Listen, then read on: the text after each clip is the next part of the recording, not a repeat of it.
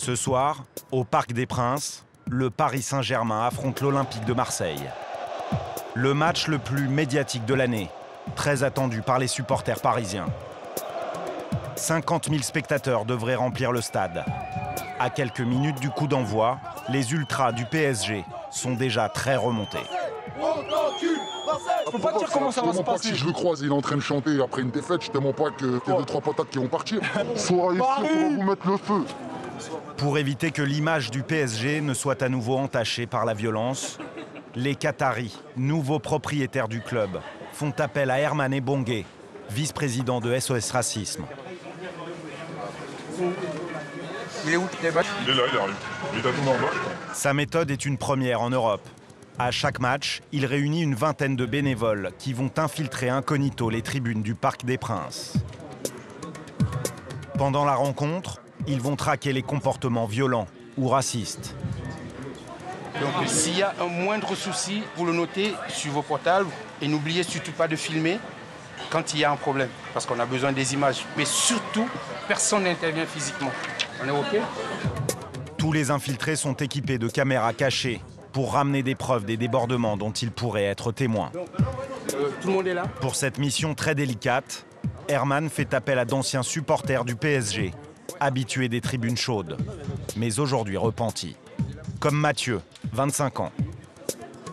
Aujourd'hui, que ce soit de l'alcool ou des cris de racisme ou des gestes ou de la violence, il faut remettre les choses à sa place. C'est pas parce qu'avant c'était toléré qu'aujourd'hui on peut se permettre d'avoir ce genre de comportement dans les stades. Et c'est surtout qu'il y a eu une chose grave qui s'est passée, c'est qu'il y a eu un mort entre supporters, ça ne doit pas arriver. C'est suite à ce drame que Mathieu a choisi de s'engager aux côtés d'Herman. Une décision mal acceptée par ses amis supporters. Ça peut arriver que mes amis me traitent de traite, ils ne comprennent pas trop mon action. Moi aujourd'hui je le fais parce que y a des gens qui n'ont rien à faire dans les stades, tout simplement. Le match commence dans quelques minutes. Les infiltrés, guidés par Herman, se mettent en place et quadrillent tout le stade. Mathieu s'installe dans la tribune Boulogne, la zone où se concentrent les supporters violents et racistes. On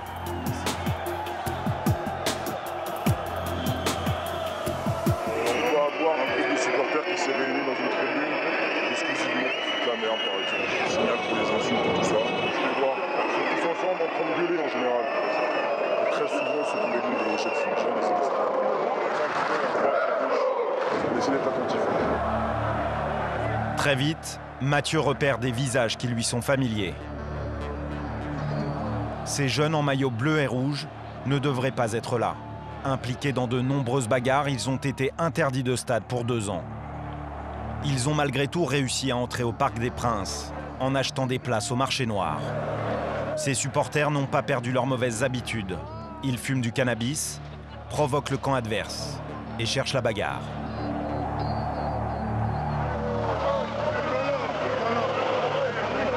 Aussitôt, Mathieu transmet les informations à Herman, installé dans une tribune voisine.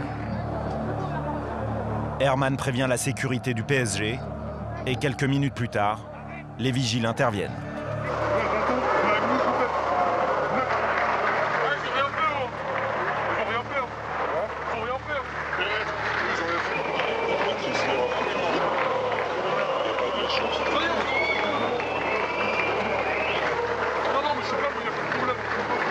Les supporters rentrent dans le rang.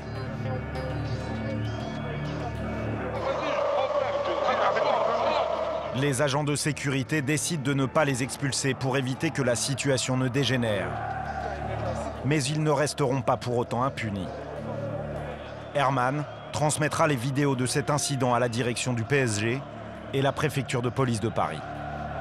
Pour leur comportement et surtout la violation de leur interdiction de stade, ces jeunes supporters risquent jusqu'à 2 ans de prison et 30 000 € d'amende.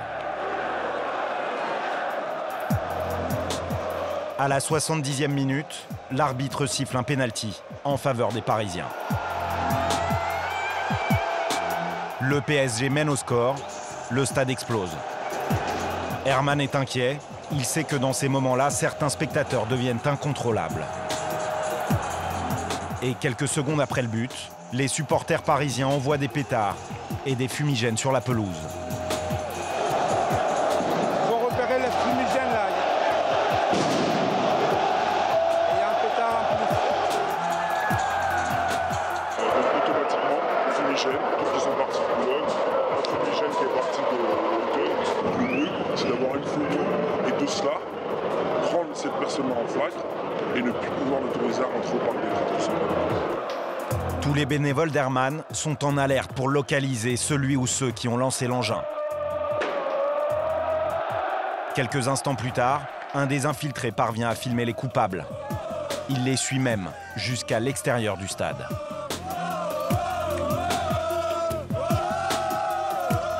On a identifié la personne qui a fait partie du fumigène.